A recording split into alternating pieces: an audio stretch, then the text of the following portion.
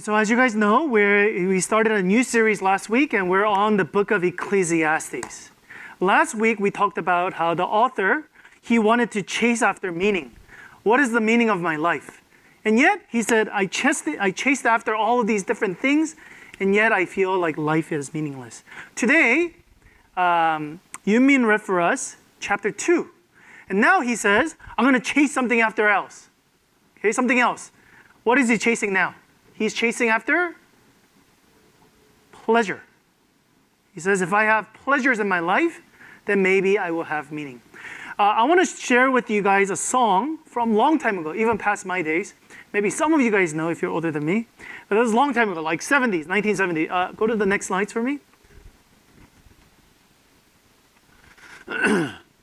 So this is a song, and she says this. This is from her name. I forgot her name. It's in there. And the song goes like this. When I was 12 years old, my daddy took me to the circus, the greatest show on earth. There were clowns and elephants dancing and bears, and a beautiful lady in pink tights flew high above our heads. And as I sat there watching, I had the feeling that something was missing. So there, she's having pleasure. She's enjoying pleasure. And yet she says, oh, but there's something missing. I don't know what. But when it was all over, I said to myself, is that all there is to circus? Okay? So she's trying to find meaning. She's trying to say, I want to do something that's entertaining, that's fun. And yet, as she's watching it and as she sees that it's over, she goes, is this all there is? But she continues. This is what she says. It's by Peggy Lee, and the song goes, is there all there is, okay? By the way, if you listen to it, it's very like haunting, because she describes like several scenarios where she's like having so much pleasure and fun. She talks about romance. She talks about how there's a wonderful guy, but she's like, at the end, is that all that is? Perfect song for, I think, Ecclesiastes. Okay, she continues on, and she says this, is that all there is? Is that all there is? If that's all there is, if this is life, that's all that is, my friends, then let's just keep dancing. Let's break out the booze and have a ball, if that's all there is. And this is Solomon's approach. Solomon said, I'm trying to look for knowledge. I'm trying to look for all of these different things, meaning of my life, and yet I feel like I'm not really getting it. So therefore, the next logical conclusion is, well, I don't know what there is, but let's just have fun. Let's just take all the pleasures of life. I don't want to think about the meaning of life. I don't want to know what comes after life. I don't want to think about that. But whatever, just like what this song says, don't think about this thing. Don't worry about this. Let's just keep dancing. Bring out the beer and the booze and the wine. Let's just have fun. Let's just have a good time and just forget everything. And that's what Solomon is basically saying. In chapter 1, he says, I want to know the meaning of life. And now we get to chapter 2, he says, I don't know, but I want to seek pleasure. He continues on. Now, I'm going to kind of summarize for you guys what he tries out. And I want you guys to also see if you've tried out these things. Okay, next slide. So he says, come now, I will test you with pleasure to find out what is good. He says, I will try to find meaning through pleasure. Okay, so let's see what he tries. Next, first, he tries drinking. Next, he tries building projects. So mostly when people think of pleasure, normally people think, oh, let's just go like crazy and let's party and let's be like the non-Christians, I guess, and have fun and these kind of things. But he's not that. Maybe the first part, drinking. But not only that, he says, I want to start building projects. He talks about gardens. Is that a bad pleasure? No, it seems like a very good pleasure. He's building buildings, he's having projects, benefiting other people as well. These are good pleasures. Continuing on, he gathered people, so there's a lot of different people he gathers. So like employees, different kinds of people. Okay, so he says, maybe through having different kinds of people, I will have pleasure. Continuing on, amass wealth. So he says, if I gather a lot of wealth, hey, that brings me pleasure. Continuing on, entertainment. Different entertainment. Next. And then lastly, woman. He says, I want to try out all different kinds of pleasure. Some good pleasures and some maybe not so good pleasures. And yet he says, I will try even the good and the bad. And so I will say, I know this world is ending. I know under the sun there is no God and there is no meaning. Therefore, I'm just going to enjoy it. And whatever my heart desires, I will not deny it. Whatever my eyes sees, I will not say no to it. Can you guys resonate with this at all? Maybe you feel like when you were younger, you were like, I'm going to change the world, or I'm going to do something. But you're like, oh, but it's like people don't really give me the props that or maybe I'm not reaching that, or I feel like people don't recognize the things that I'm doing or things I have done, or there's another stupid person that comes along and ruins everything I did. And so you kind of get cynical, or you kind of get like bitter, and you're like, forget it. I'm just going to enjoy my life. Whatever comes my way. So whether that's more projects, people around me, relationship, woman, entertainment, whatever those things come, I will enjoy it. It's really, really interesting. Because number one, it's really interesting because I feel like this is kind of the root of human beings, or the journey of human beings. And I feel like Solomon describes it so well, what we as human beings go through. Okay? So we could really resonate with a lot of these things. And yet, he's actually one person, like 1% in the world, who actually had the ability to do this. I think a lot of us, we're probably still chasing after some of these things. And we'll never get all of these things, perhaps. But Solomon, he's literally that 1% of the world where he literally had everything. Like when he literally said, I deny myself nothing my heart wanted, he literally got everything. His eyes, everything. Why? He's the king. He rules all, he has all, he commands all. No one tells him, clock in at this time and clock out. No, he does whatever he wants. And yet, this is his conclusion. Next. I deny myself nothing.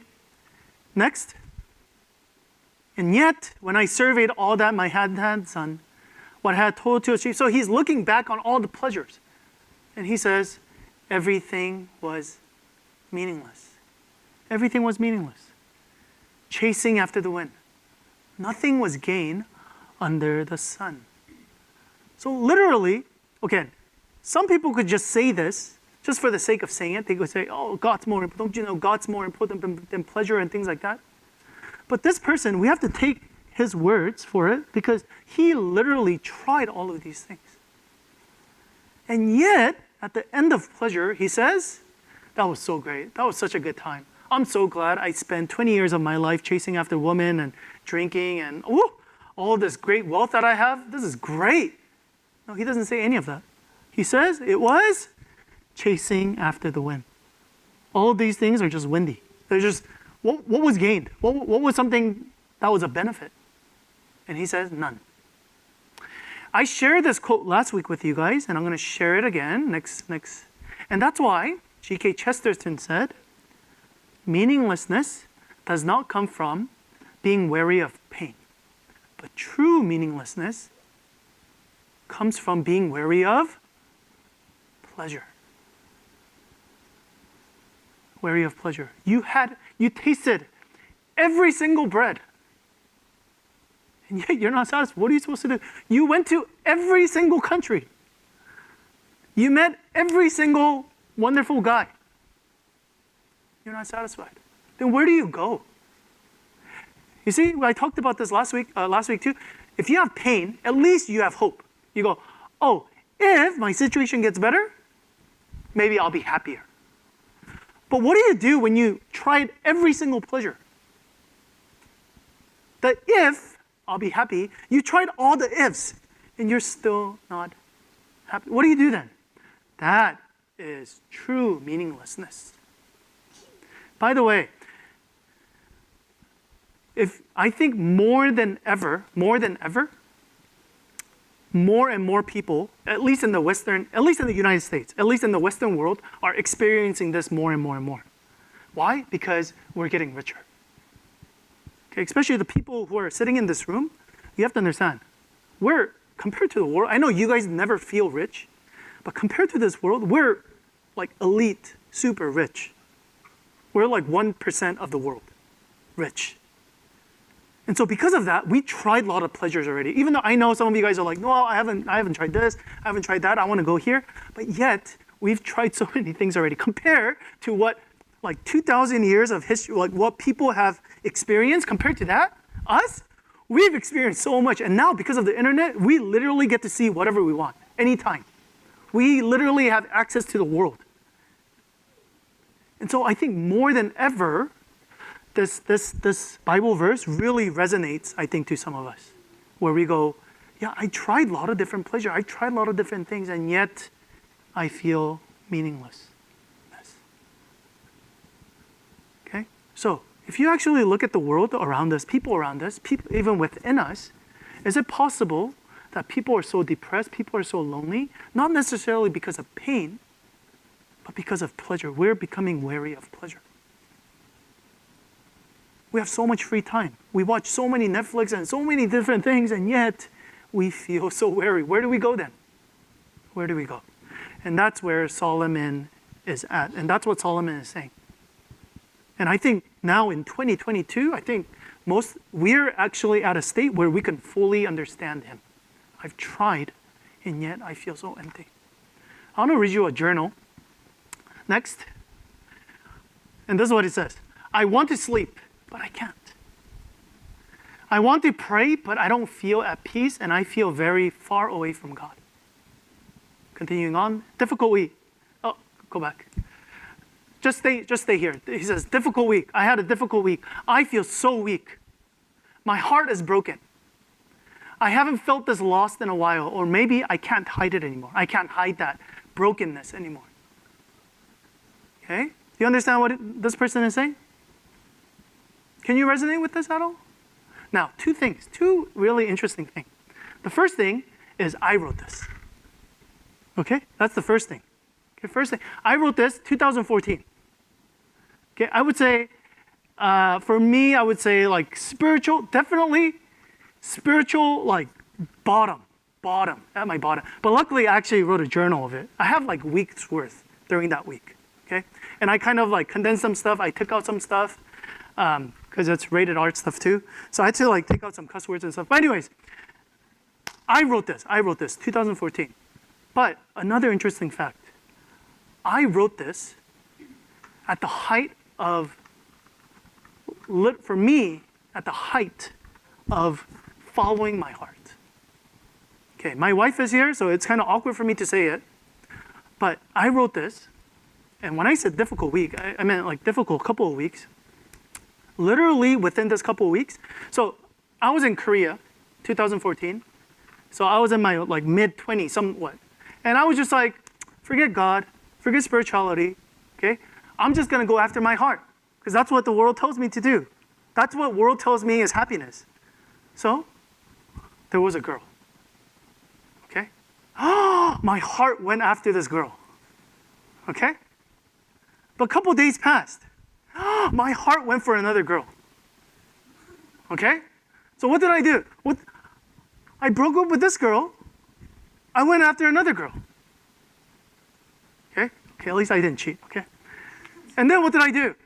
There was another third girl that came by. Okay, I know you guys think I'm joking, but the sad thing is it's true, okay? So literally, I'm writing this at the height of following my heart. Okay, I literally did whatever my heart wanted to do. And I said, oh, this girl, okay. Oh, this girl, okay. Okay, this girl, fine. And yet, this is what I'm writing in there. Again, you get the end of your heart, end of your desires. You think there's treasures. And Solomon says, nope, it's meaninglessness. And for me, I've experienced that. I've hit rock bottom spiritually. Maybe on the outside, I was like, woo, having fun. But on the inside, I was dying. I couldn't sleep.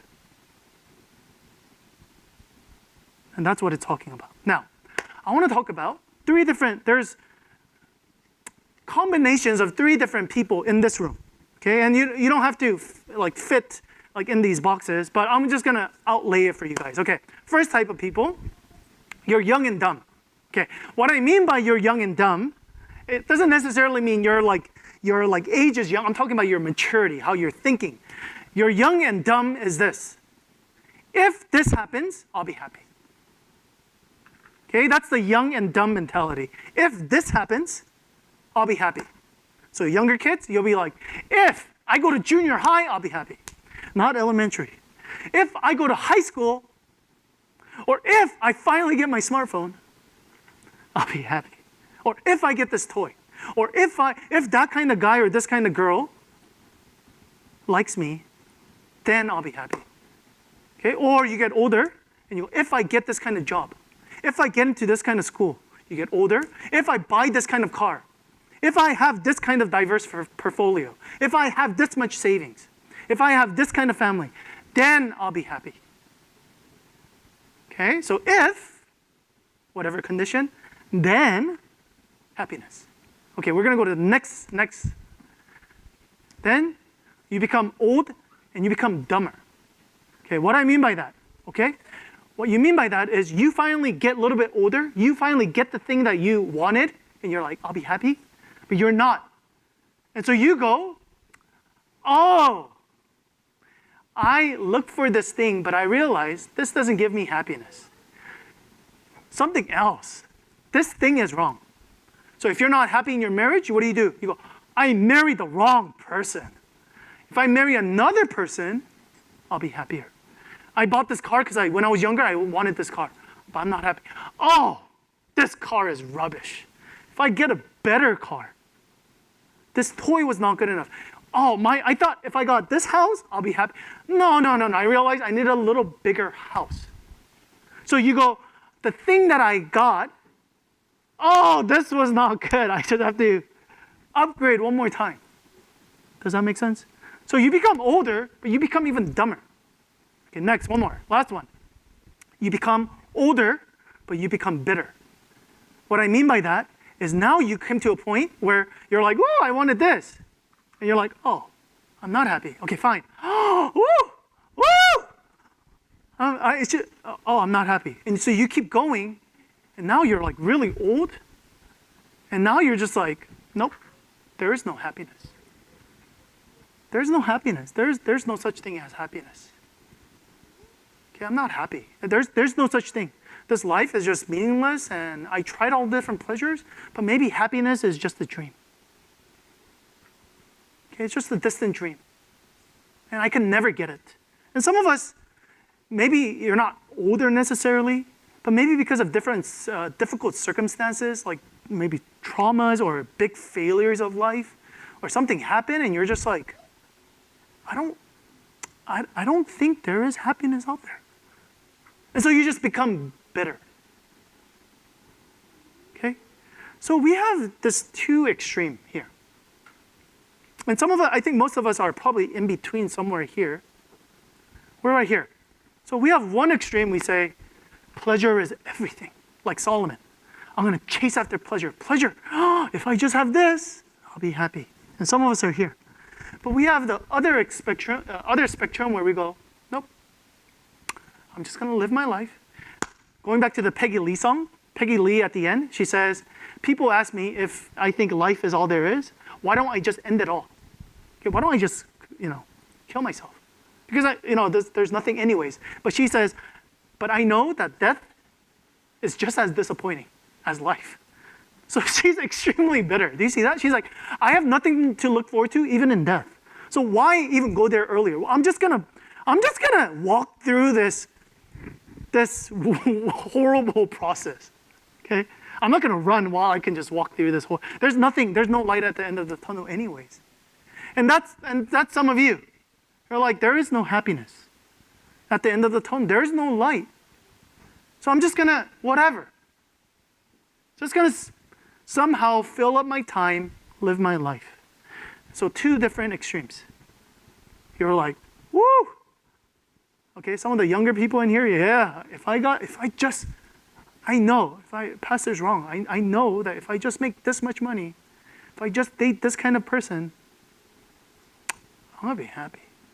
And there's some people here, they're like, uh-huh, yep, Pastor, you're exactly right. There's no happiness. Solomon, you are exactly right.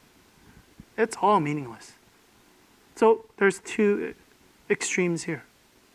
But Solomon actually, after he says all this, he doesn't leave us at either extreme. He actually comes into the middle. And I think as Christians, this is where we need to be at. Okay, let's read it. Next slide. Okay. A person can do nothing better than to eat or to drink or find satisfaction in their own toil. But he says it's meaningless. How can you find satisfaction in food and drink and what? Okay, so he goes on. He says, this too, I see, is from the hand of God. Now, he doesn't say under the sun anymore, right? Now, he brings God in. Now, he says, when I bring God in, then this is going to become better. Okay, so this is what he says. This too, pleasure basically, pleasure is from the hand of God. For without God, who can eat or find enjoyment? Okay, so these two extremes are if you are under the sun, meaning there is no God. If there's no God, yeah, you should chase after pleasure. Pleasure is all you got. And some of you guys, you're not happy and you're like bitter and there's nothing. Yeah, that's all you got. I'm sorry, there's nothing. There's nothing else but that. But he comes in and he says, but there is more. There is actually God. So, to these people, Solomon says, pleasure, you seeking pleasure is not a bad thing. You desiring pleasure, you having pleasure is not a bad thing. But you have to understand, pleasure is not God. Okay? But pleasure is from God. Okay? Do you understand that? There's a difference.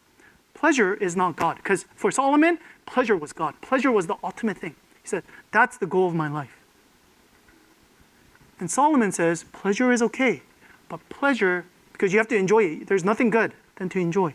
Enjoyment is okay. Yet, you have to understand, pleasure comes from God. Okay? So, how is this different? Again, if you think that pleasure is the end goal of your life, then you're always going to be dissatisfied. But if you realize that every single pleasure that you want to deeply, deeply experience in your life, okay, and some of the pleasures that you do feel in your life comes from God, then instead of worshiping pleasure itself, who do you worship? You worship God who has given you those pleasures. Does that make sense? You put pleasure down. You don't put it all the way down, but you put it down into its rightful place. God has given us pleasures, different pleasures, of food, of sexual pleasure, of security, a lot of different entertainment pleasure. Fine. But you have to recognize that these things come from God. Then pleasures themselves cannot be God. Okay, I'll give you an illustration of this. There was a boy who absolutely, absolutely loved this girl. So this is before like email and everything. So he decided to write her a letter every single day. Every single day. Because he loved this woman. He loved this girl so, so much. But guess what happened? He found out later that this girl started dating another guy. Okay, do you know who it was? It was the mailman. Okay? Because the mailman came every single day, because he sent her the letter, right? So the mailman went to her house every single day. And so she's like, oh, I see him every single day. He's bringing me something good. It's like, oh, I like him. I'll fall in love with him. But that's us. That's us. Instead of loving the person who gave us pleasure, we think the pleasure itself, the delivery man, we think that itself is God. Does that make sense? So we have to differentiate between, again, we can't fall in love with the mailman. We have to fall in love with the boy, the man who's sending us these letters. So if God gives us pleasure, then we cannot love pleasure, but we have to love the person who gave us the pleasure. Does that make sense? Okay. But again, it's really easy for us in our sinful heart to love pleasure and not God. To recognize that the life that we live, the pleasure that we can have, it is only because of God that we can have these pleasures. And yet, on the other hand, I'm going to now speak to the people here, the people who are bitter and people who are like, I don't forget it. That's all a dream. And yet, again, Solomon doesn't say that. Solomon doesn't give you that. Solomon says, I know you are dissatisfied with the things that you have tasted. Why? Because you've overestimated. You expected way too much from them. Because they're not God, but you made them into God. And so therefore, you fell flat on the floor. And yet, you just threw everything away. You just said, forget pleasure altogether. But he's saying, no. You can't do that. You have to understand all of the different pleasures, and yet unsatisfied pleasures can be a longing to recognize that these are all longing for the true pleasures, which is God. Okay, does that make sense? So there's some of you guys who are like, pleasure. That's God. You have to recognize, no, they come from God. So pleasure can't be the ultimate thing. But people who are in here, you have to recognize, yes, there are, in this world, we're going to have unsatisfied desires. We're going to feel deep desires that we're never going to, no matter how much food, no matter how much, it doesn't fulfill. And yet, that deep longing that we do have, God will satisfy. God is the one who will fully satisfy the deepest desire of our heart. And so for us to recognize, not to throw away pleasure because we don't feel it here, but recognize, oh, there must be somewhere else. Now, C.S. Lewis, he puts it so beautifully. And so instead of me describing it, I'm just going to quote it for you. This is one of my favorite quotes. You're going to see me at least quote it once a year. Okay, next slide for me. If we consider the unblushing promises of reward and the staggering nature of the reward promises in Gospels, I would seem that our Lord finds our desires not too strong but too weak. So, okay, basically he's saying this. He says, the desires that we have for pleasure, the problem is not that we desire too much. The problem is that we desire too little. Okay, I know it's kind of confusing, okay? But he's basically saying our pleasure sensory, we need to actually heighten them even more. It's not enough. Okay, what is he talking about? Let's keep going. We are half-hearted creatures fooling around with drinks and sex and ambition when infinite joy is offered us. Like an ignorant child who wants to go on making mud pies in the slum because he cannot imagine what is meant by the offer of a holiday at the sea. We are far too easily pleased. Do you see what he's saying? He's saying we're chasing after, we think, whatever, like those things we talked about, whatever, all the different things that Solomon chased, he's saying we're chasing after these things because our appetite is so small. We're willing to settle for these kind of small things. Money, cars, woo! We think, woo, this is amazing. But he's saying compared to the universe, they're tiny little things. We're playing with sand. And we're like, woo, this is the greatest pleasure ever. And yet, Lewis is saying, if you look at it from the heaven perspective, these are like these small things. So he's saying our pleasure sensory is dull. Our sensory is gone. If anything, we have to heighten this even more. And that's what he's saying here. He's saying, don't you realize God offers to us pleasures that are much, much more than what we think is going to give us pleasure. And yet, because we're so satisfied with small things, we're like, yeah, with these small little things. When God is offering to us this much pleasure. And so, going back to everything I was talking about, if we recognize the pleasures that we do have in life and the dissatisfaction we do feel in life are just a dim hint or a signpost to the real thing, or they're just the mailman to the boy who's sending us a letter, then we're going to recognize this is just a small pleasure that points me back to God. That there's something much more that God wants to offer to me. To give you an illustration of this, when I was in Sacramento, me and Grace, before COVID happened, we went out to cut homeless people's hair. Okay? And you see a lot of things. You see a lot of things that really, really disturb you. Okay? Like things like they're drugged up, some of them, and they're like pooping in their pants. It's like you see and you're just like, you see that and you go, like, how can you live like that? It's really interesting. Like when I cut people's hair, we always put like something around it because, you guys have been to barbers before and hair gets in here. It's like so itchy and stuff like that. But for them, they're like, I don't care. Even if hair goes in, they're like, oh, I don't need to do this. It's okay. Why? They're so used to being uncomfortable that they don't care. You go, how do you sleep out there? It's so cool. They're like, I'm used to it. So we look at them and we go, how can you live like that? And I think when angels look at us, when God sees us and go, whoa, I'm so happy with money. Oh, I'll be happy with a car. I'll be happy with a relationship. All the angels are like, you're satisfied with that small thing? Those pleasures? God offers a holiday at the sea and you're okay making mud. You're okay making little tiny mud castles when a holiday is offered to you. And that's what C.S. Lewis is trying to say. Is God offers so much more to us. If you become fixated on these things and if they become your God, then you're the most unfortunate person in the world.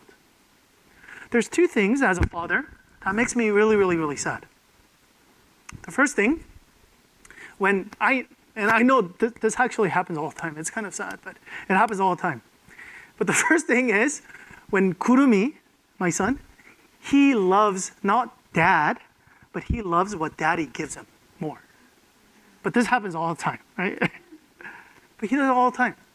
Because when he wants something, he comes to daddy, he's like, he listens to all of my words, everything. But once I give it to him, what happens? He's like, peace, right? I'm done with you. I'm not going to listen to you, nothing.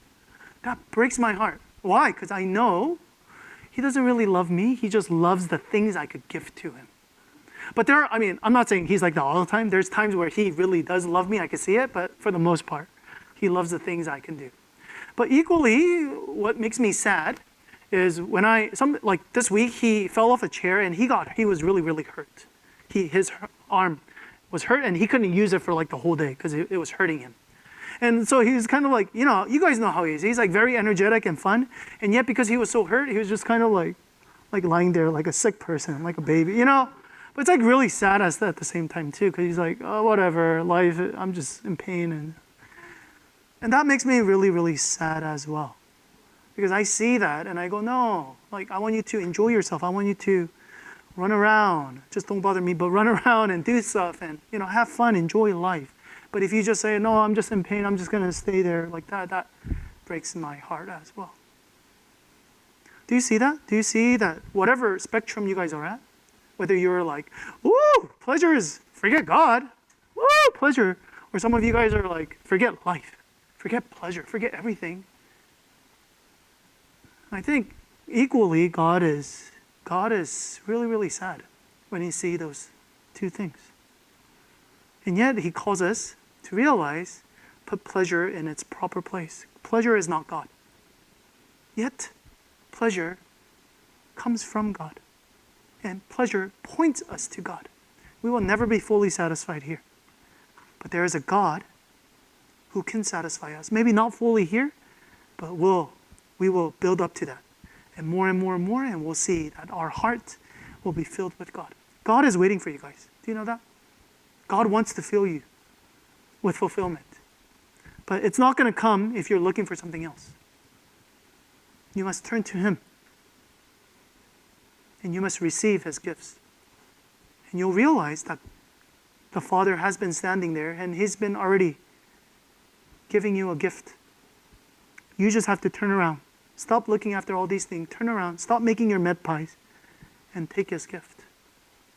Will you do that this week?